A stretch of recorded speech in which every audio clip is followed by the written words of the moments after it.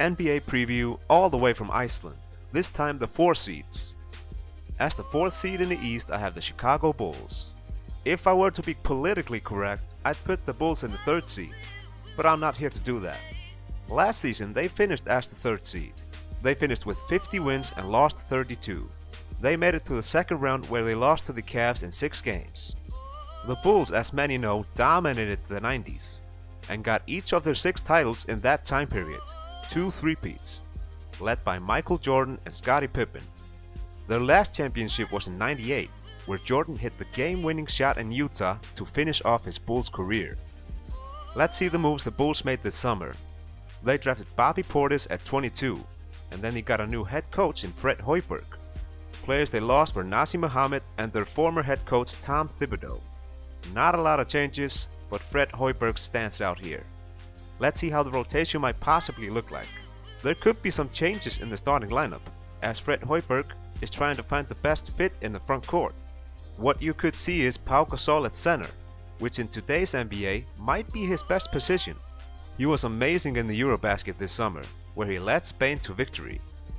Backing him up is Joakim Noah, who had an injury-riddled season last year. And I wonder if they are putting him on the bench just because Hoiberg wants to see something else, or if there's something more to Noah's previous injuries. Because Noah was an MVP candidate and the Defensive Player of the Year for the Bulls only a year and a half ago. Then at power forward could either be Mirotic or Gibson. Backing those two up will be rookie Bobby Portis, who I think is a steal from the draft at 22. A high motor guy who's active on defense and has the ability to shoot the outside shot on offense. If he plays really well for the Bulls, it could make Taj Gibson a trade bait. At small forward there's Mike Dunleavy to stretch the floor.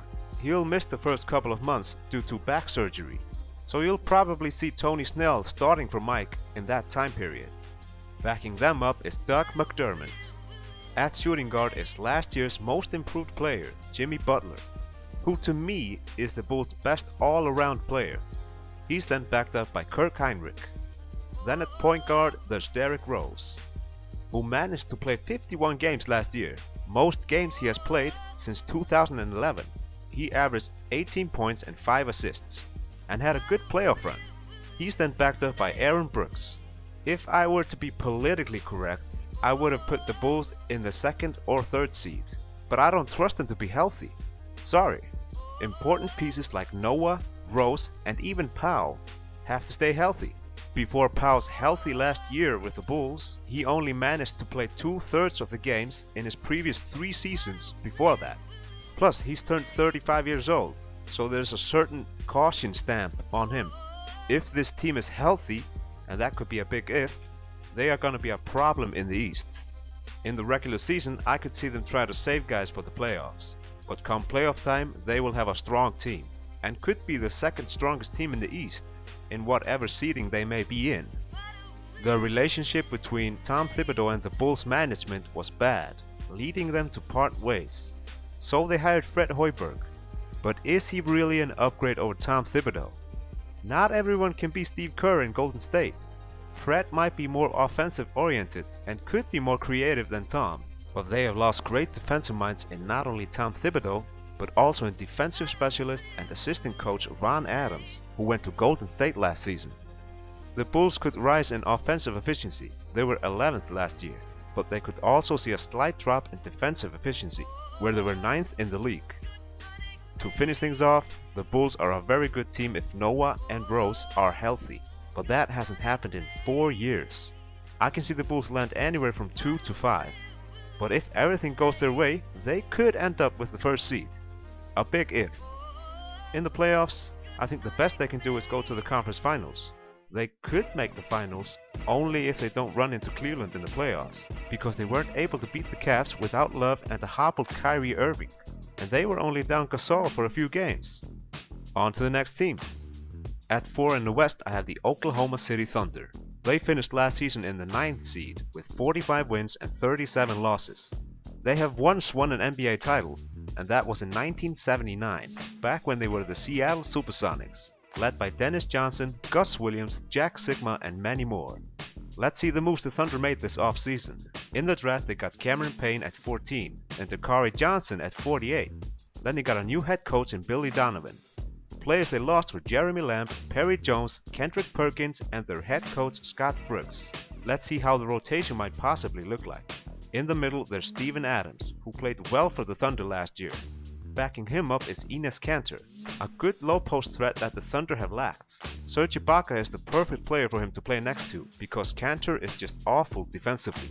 At power forward there's the shot blocking Serge Ibaka, and backing him up is Nick Collison. At small forward there's Kevin Durant, who only played 27 games last year, after having 3 foot surgeries last year. You're always afraid when big guys get foot problems, because a lot of the time they keep getting them. And Durant is not 6'9" like he's listed. He's closer to 6'10", 6'11". But he has looked good in the preseason, so there's a reason to be excited if you're a Thunder fan and an NBA fan. He'll then be backed up by Kyle Singler and Steve Novak. At shooting guard could be 3 guys: Andre Robertson, Dion Waiters or Anthony Morrow. More likely Robertson or Waiters. Then at point guard there's Russell Westbrook, who just went nuts last season. But that wasn't enough for the Thunder. He led the league in scoring with 28 points per game and had 9 assists and 7 rebounds per game. He finished last season with 11 triple-doubles, including a stretch where he had 4 triple-doubles in a row.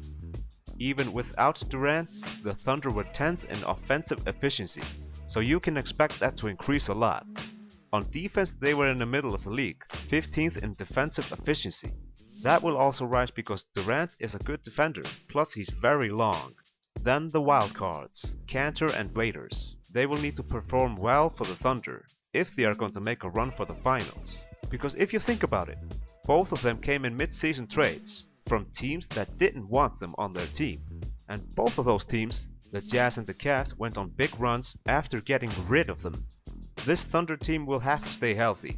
With Durant back, it gives them their old dynamic back. Other teams will need to find ways to slow down Westbrook and Durant, and good luck to them with that.